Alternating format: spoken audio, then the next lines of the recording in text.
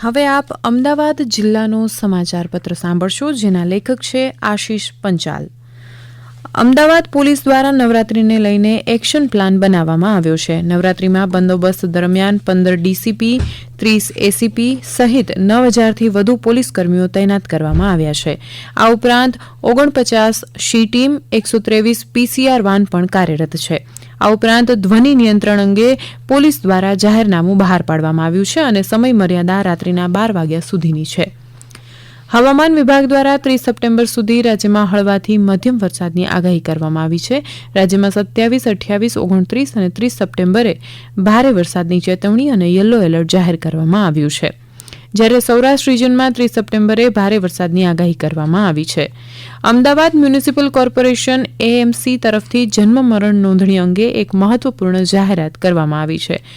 1 September 2025થી આ નોંધણી પ્રક્રિયામાં મોટો ફેરફાર થયો છે. અમદાવાદ સહિત સમગ્ર રાજ્યમાં હવે જન્મ અને મરણની નોંધણી ભારત સરકારના CRS પોર્ટલ પર શરૂ થઈ ગઈ છે. અગાઉ આ કામગીરી રાજ્ય સરકારના ઓળખ પોર્ટલ પર થતી હતી. એએમસીએ જણાવ્યું છે કે 1 જાન્યુઆરી 2020થી 31 ઓગસ્ટ 2025 સુધીના સમયગાળા દરમિયાન જે જન્મ મરણની નોંધણી ઓળખ પોર્ટલ પર થઈ છે તેની વિગતોને CRS પોર્ટલ પર ટ્રાન્સફર કરવાનું કામ ચાલી રહ્યું છે. આ કામગીરી ટૂંક સમયમાં પૂરી થશે. અમદાવાદના શીલજ વિસ્તારમાં આવેલી શાલીન રેસીડેન્સીમાં મ્યુનિસિપલ કોર્પોરેશનની પરવાનગી વિના 3 જેટલા ઝાડ કાપી નાખતા એએમસી ગાર્ડન વિભાગ દ્વારા વહીવટી ચાર્જ અને દંડ પેટે 81,000 રૂપિયાનો દંડ ફટકારવામાં આવ્યો છે. એક વૃક્ષના બદલામાં બીજા 10 ગણા વૃક્ષ એટલે કે 3 વૃક્ષ સામે 50 જેટલા વૃક્ષો ઉગાડી અને તેની માવજત તેમજ સાર સંભાળ રાખવા 50 રૂપિયાના સ્ટેમ્પ પર બાહેંધરી પણ માંગવામાં આવી છે. લો કોલેજના લાંબા સમયથી ચાલી રહેલા પ્રવેશના પ્રશ્નોને કારણે બંધ થવાના આરે પહોંચેલી 28 જેટલી ગ્રાન્ટેડ લો કોલેજો હવે ફરી ધમધમતી થશે.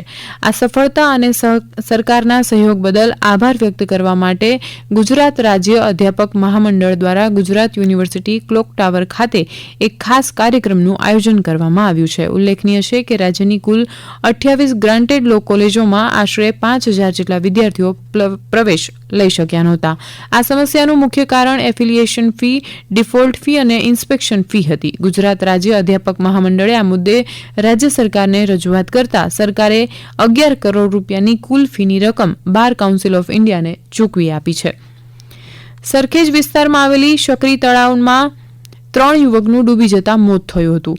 શકરી તળાવમાં 4 યુવક કોર્પોરેશનની પાણીમાંથી ગંદકી કાઢવાની બોટ લઈને અંદર ગયા હતા. આ દરમિયાન બોટ ઊંધી વળી જતા 3 યુવાનના ડૂબી જવાથી મોત થયા હતા. જોકે બોટમાં સવાર ચોથો યુવક થોડીવારમાં જ બોટમાંથી ઉતરી જતા બચી ગયો હતો.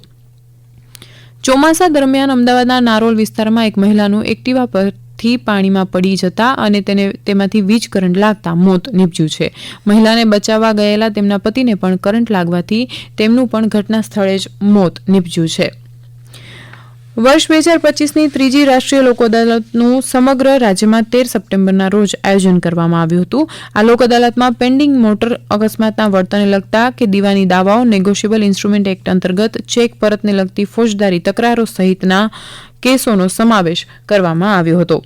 રાજ્યના સૌથી મોટા અને આર્થિક પાટનગર અમદાવાદ શહેરમાં હવે મકાનો ખૂબ જ મોંઘા થઈ ગયા છે. ત્યારે લોકોને ઘરનું ઘર મળે તેના માટે સરકાર અને મ્યુનિસિપલ કોર્પોરેશન દ્વારા આવાસ યોજનાના મકાનો બનાવવામાં આવે છે. અમદાવાદના નિકોલ, નરોડા, થલતેજ, મકરબા, અસલાલી, સાયન્સ સિટી તેમજ ગોતા વિસ્તારમાં પ્રધાનમંત્રી ગૃહ યોજના અંતર્ગત બનાવવામાં આવેલા મકાનોમાંથી બંધ રહેલા 1557 જેટલા 1 BHKના ફ્લેટને વેચવાનો નિર્ણય કરવામાં આવ્યો છે.